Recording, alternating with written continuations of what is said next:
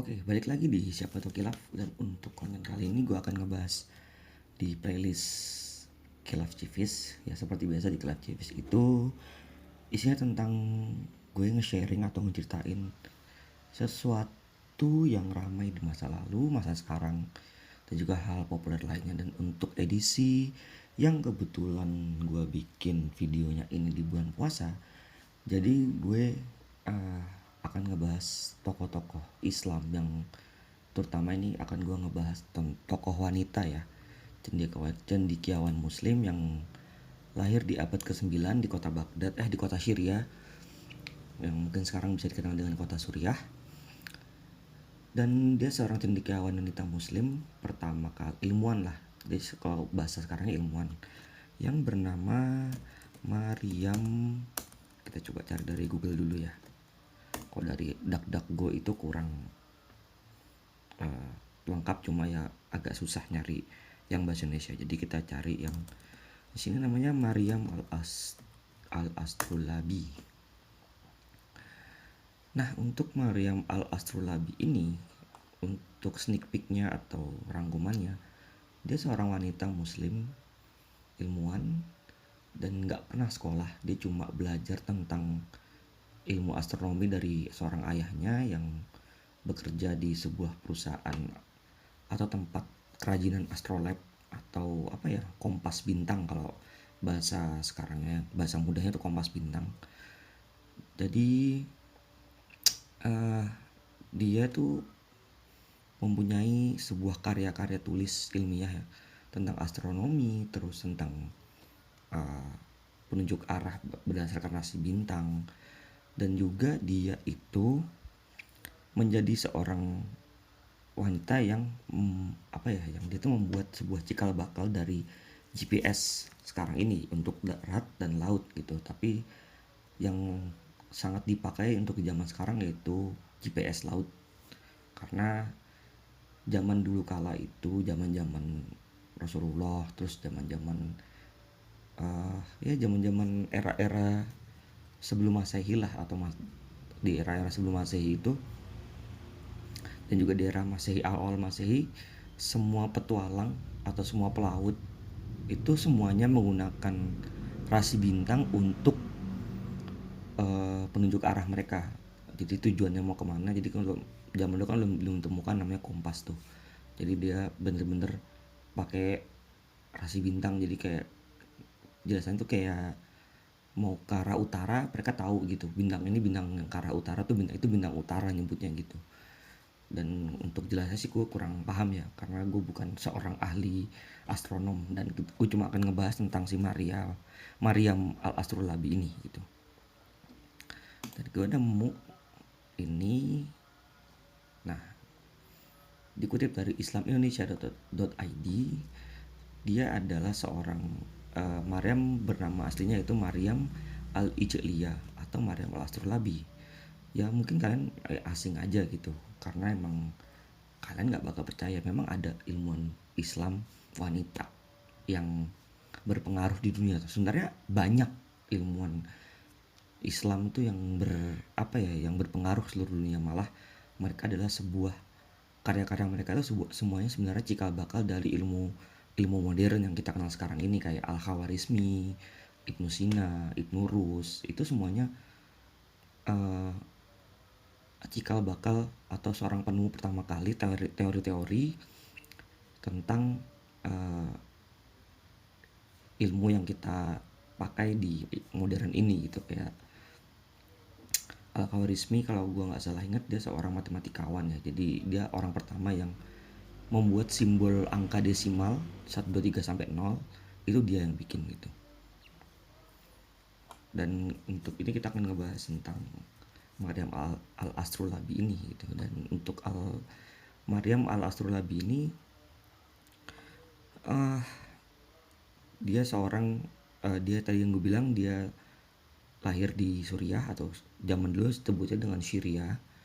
Dia tinggal di kota Aleppo, dan ayahnya juga seorang yang bisa membuat astrolab, tapi waktu itu masih kurang sempurna gitu.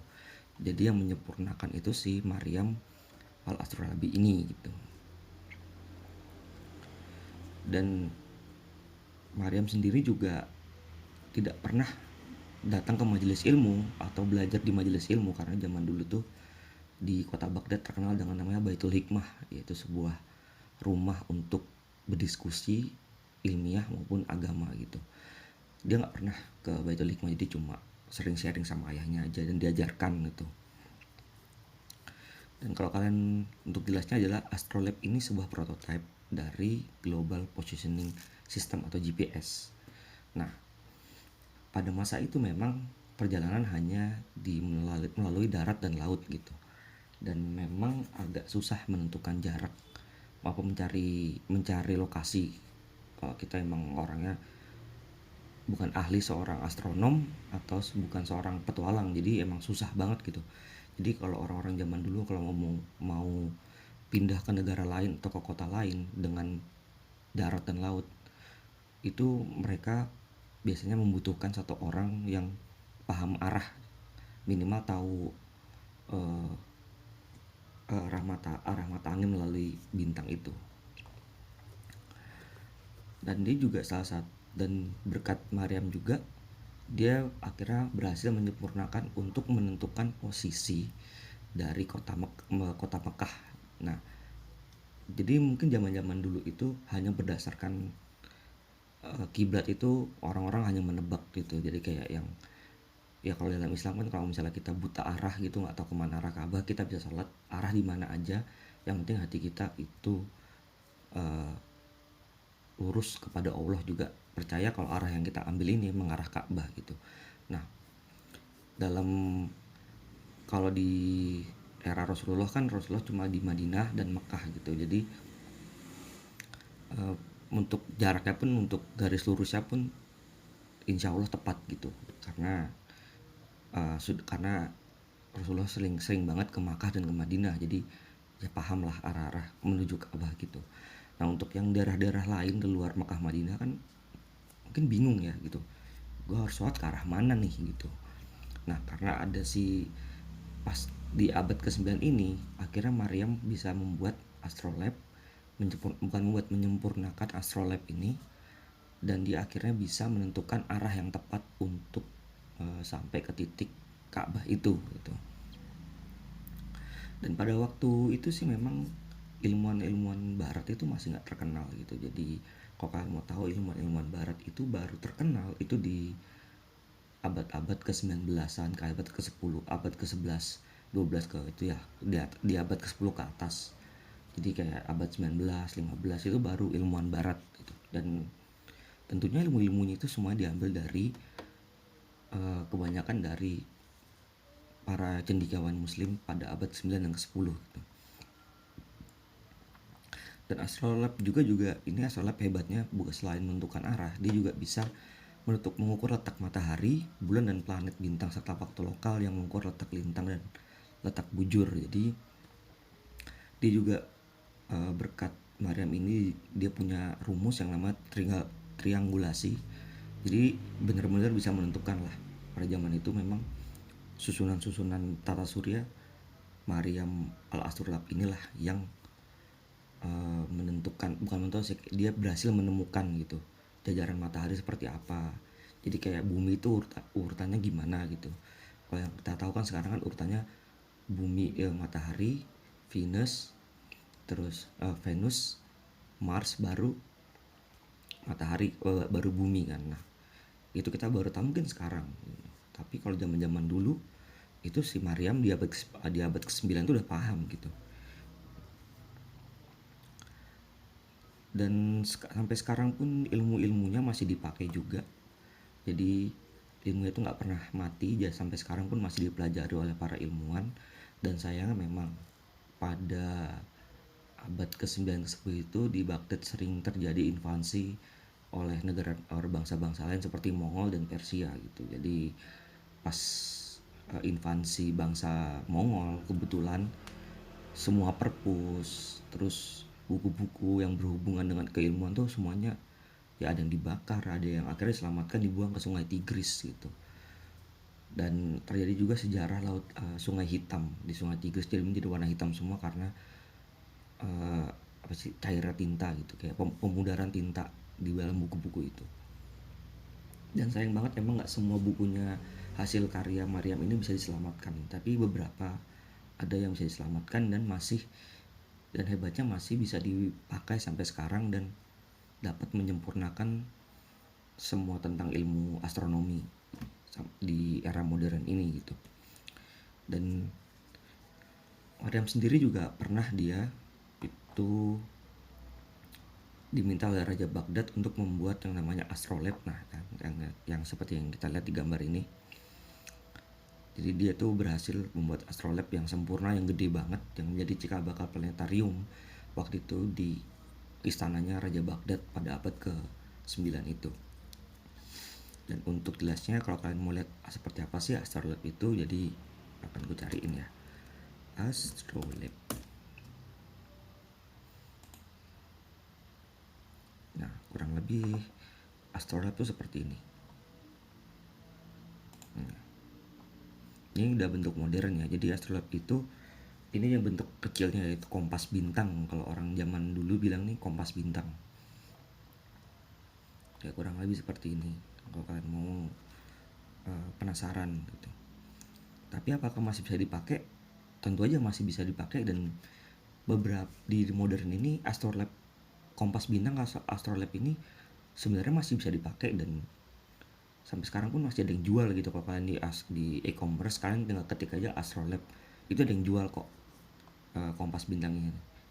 Tapi kalau dipakai bisa atau enggak kurang tahu, kalian bisa tanya dulu sama penjualnya, mungkin bisa cuma sekedar hiasan, nah itu bisa jadi, atau sekedar ya gantungan kunci juga bisa. Tapi astrolabe yang asli itu sebenarnya masih bisa dipakai, jadi kompas yang benar-benar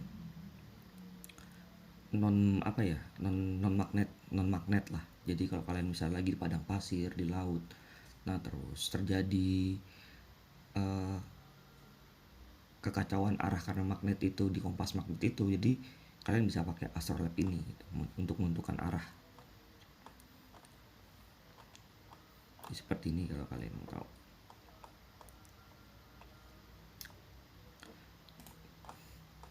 Dan untuk karyanya sendiri sebenarnya cukup banyak, cuma masih coba kita cari deh ya.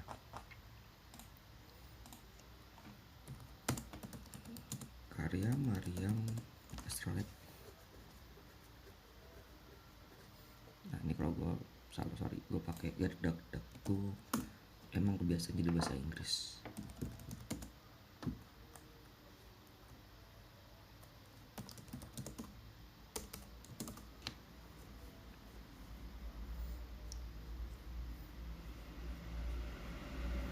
Kita lihat dari paling atas, dari merdeka.com. Nah ini astrolabe, jadi bentuknya kayak globe. Ini yang diciptakan oleh, yang disempurnakan oleh Maryam astrolabe itu yang di istana Raja Baghdad. Jadi bentuknya seperti ini, bentuk itu kayak gini nih. Dia bener-bener kayak globe, tapi itu buka isinya sistem tata surya gitu.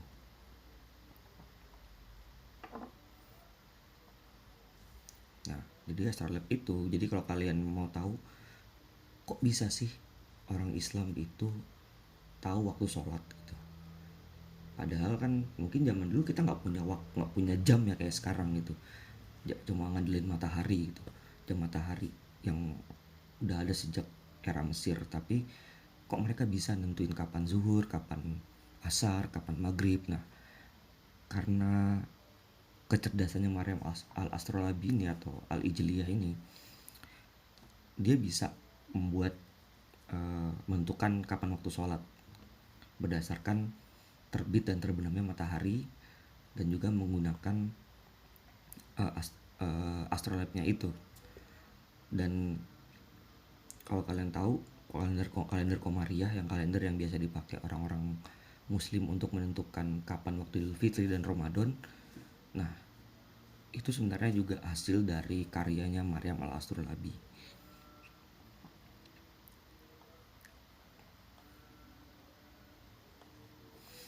Nah, jadi kalau kalian berpikir rasi bintang, zodiak yang kalian pikir menentukan nasib, itu salah besar, karena zodiak atau horoskop atau ya rasi bintang itu sebenarnya untuk menentukan arah, bukan untuk menentukan nasib kalian. Jadi kalian kalau masih percaya dengan zodiak, ya mohon maaf, itu salah besar. Kalian cuma kena psikologis cocokologi aja gitu.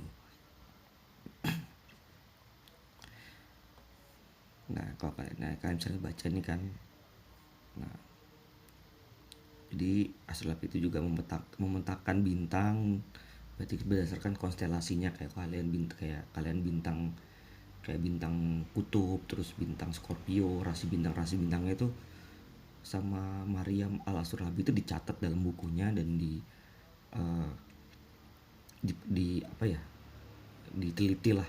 Jadi kayak rasi bintang ini tuh munculnya di bagian mana gitu, terus munculnya ke arah, untuk arah lebih ujungnya tuh ke arah mana gitu. Jadi bener-bener inilah diteliti sama dia, nggak sembarangan gitu.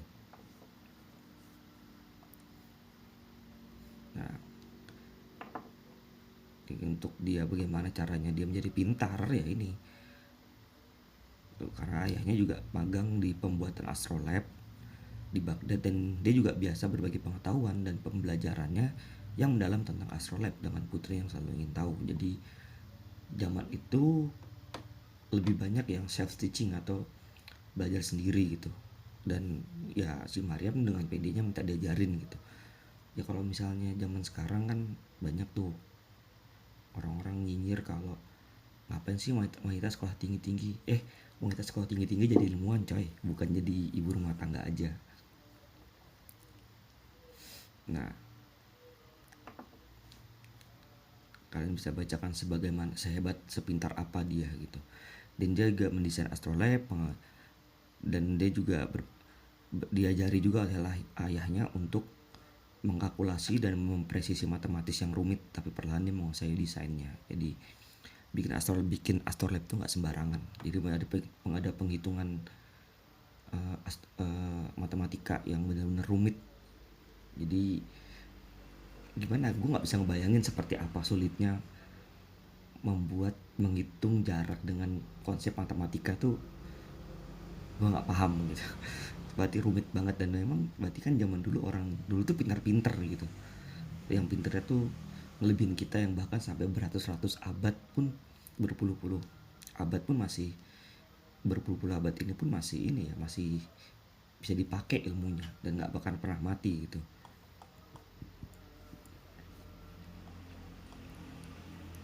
Nah, kontribusinya Maryam di dunia modern adalah dia diakui ketika asteroid sabuk utama 7060 dan dikasih nama dengan Al-Ijliyah yang ditemukan oleh Henry E. Holt di Palomar Observatory pada tahun 90.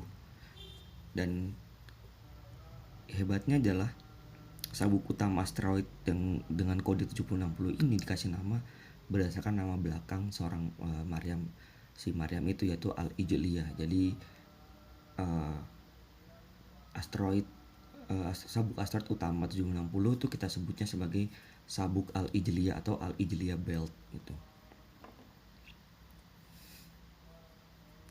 Dan ini hanya salah satu dari banyak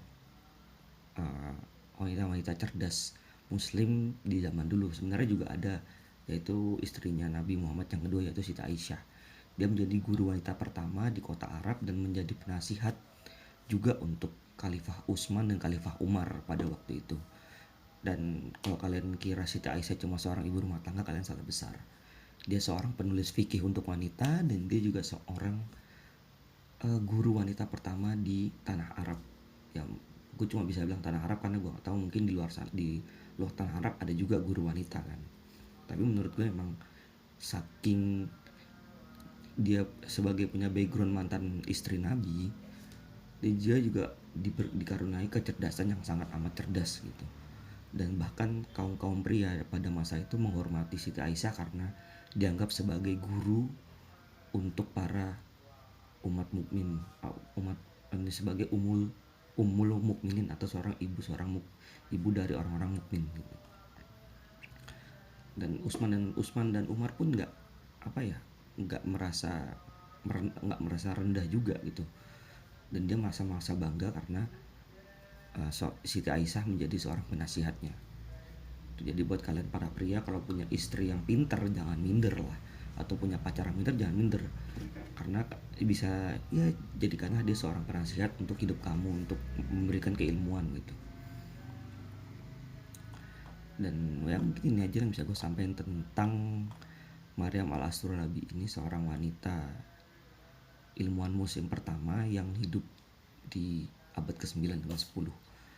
Ya semoga dengan kalian mengetahui informasi ini, kalian para wanita bisa lebih mengeksplor ilmu lebih banyak dan nggak malu untuk belajar dan bersekolah lebih tinggi lagi gitu. Dan ilmuwan modern wanita pun banyak juga kok dari kalangan muslim, cuma memang kurang kedengaran aja karena kita udah di western washing atau dicucur otaknya bahwa semua penemuan itu datang dari barat, padahal semua ilmu dan penemuan itu sebenarnya datang dari timur dulu, baru diadopsi oleh orang-orang barat modern. Karena juga banyak filsuf-filsuf Yunani seperti Aristoteles, Plato itu sering yang namanya sharing ilmiah atau sharing filosof barengan dengan cendekiawan muslim seperti Ibnu Sina dan Ibnu Rus dan juga Al-Jahiz dan lain-lainnya lah. Jadi thank you yang udah nonton, jangan lupa juga subscribe Siapa Tuh Khilaf, dan mohon maaf kalau ada salah kata. Buat yang berpuasa, semangat puasanya dan jangan molong. Dan yang buat mudik nanti hati-hati di jalan, dan kita ketemu lagi di Khilaf Civis lainnya.